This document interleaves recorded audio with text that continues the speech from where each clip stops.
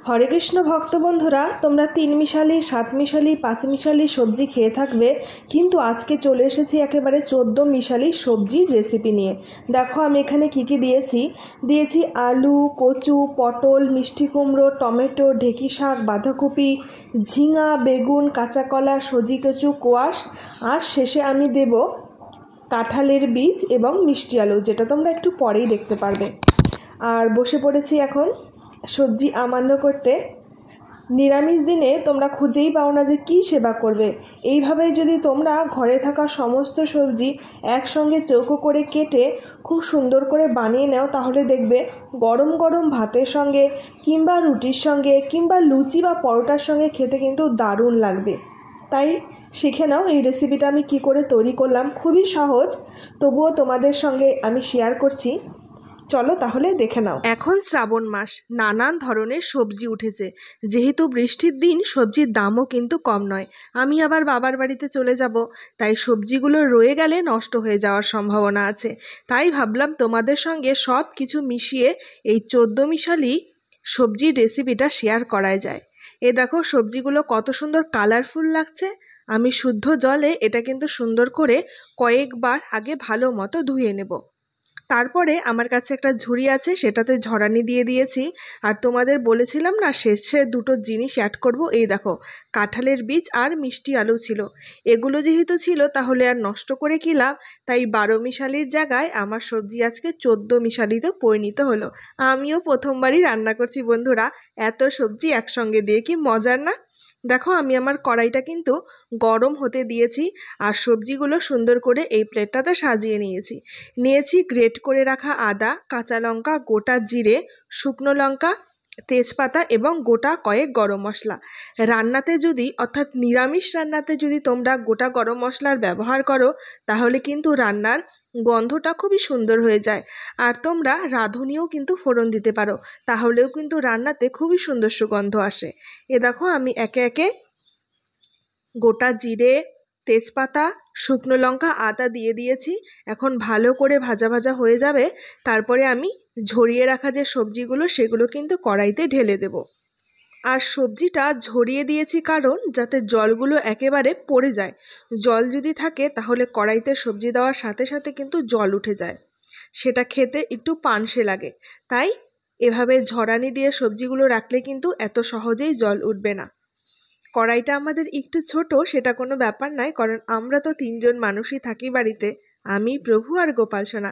গোপাল সোনার জন্যই আজকের এই রেসিপি।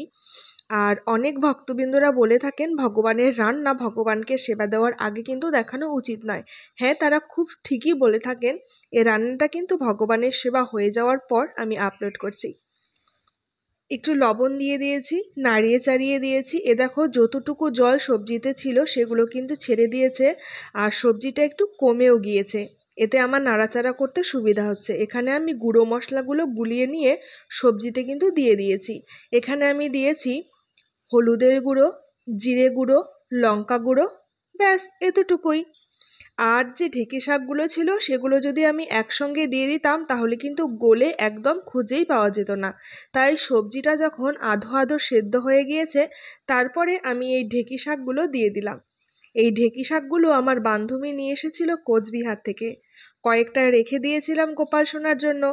যেহেতু আমি যেখানে থাকি সেখানে টাটকা শাক একটু কমই পাওয়া যায়। এ দেখো সবজিটা অনেকটা মাখো মাখো হয়ে গিয়েছে। আমি এখন ওপর থেকে কিন্তু গরম মশলা দিয়ে দিচ্ছি। তোমাদের যদি জল দেওয়ার প্রয়োজন হয় তাহলে সেদ্ধ হওয়ার জন্য সামান্য পরিমাণ জল দিবে। দেখবে সবজিগুলো যাতে সুন্দরভাবে সেদ্ধ হয়ে যায়, আবার অতিরিক্ত সেদ্ধ হয়ে গলেও না যায়।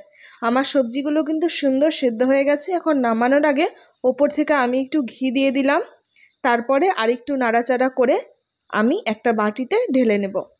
এই দেখো বাটিতে আমি ঢেলেও নিয়েছি গরম গরম।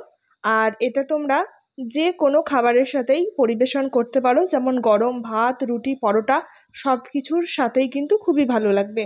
আর যেহেতু অনেকগুলো সবজি দিয়ে বানিয়েছি, এটা খুবই স্বাস্থ্যকর এবং ভিটামিন থাকবে। আর সবজি খাওয়া তো সকলেরই প্রয়োজন। আমি এখন আমার গোপাল সোনার জন্য আরও কিছু রান্না করে নিচ্ছি, তোমাদেরও অল্প একটু দেখিয়ে দিলাম। আমি এখানে পটল, বেগুন আর করলাটা ভেজে নিচ্ছি।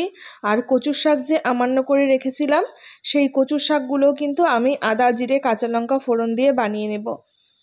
আর আমি সয়াবিন দিয়ে আরও একটা রসা করেছিলাম। বাস এতটুকুই ছিল আমাদের ভোগে। এখন তাড়াতাড়ি করে ভোগ লাগিয়ে দিয়ে প্রসাদ পেয়ে কিন্তু আজকে আমাকে আবার বাড়িও যেতে হবে, সেই জন্য একটু তাড়াহুড়া। প্রসাদ হয়ে গিয়েছে, ভোগ লাগিয়ে দিয়েছি। তোমরা ভোগ দর্শন করো, ভোগ দর্শনে দুর্ভোগ কাটে। এই যে আমাদের গোপাল সোনার প্রসাদ, আর প্রসাদ পেয়ে তৈরি হয়ে আমি বেরো হয়ে গিয়েছি। এ দেখো।